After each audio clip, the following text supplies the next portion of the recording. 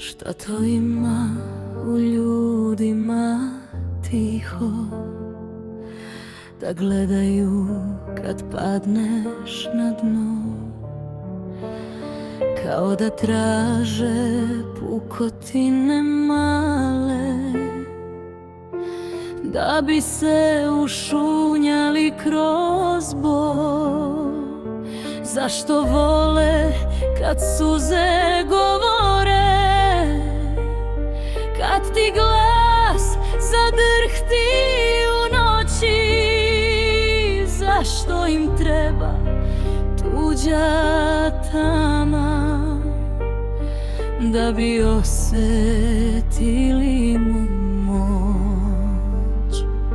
Šta to ima u ljudima tužno, da ulaze u tuđe živote, kao da hrane svoje praznine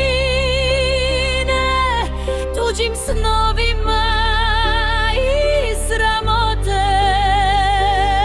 Šta to ima u ljudima hladno, da diraju rane bez stida, a ja samo tražim svetlo u svetu bez pravila.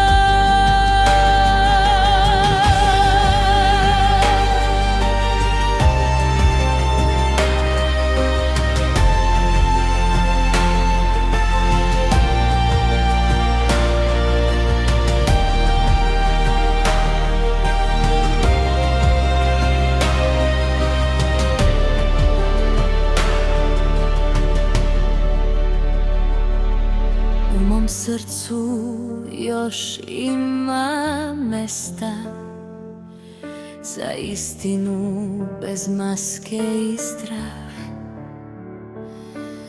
ali ponekad vetar donese reči što ostave prah.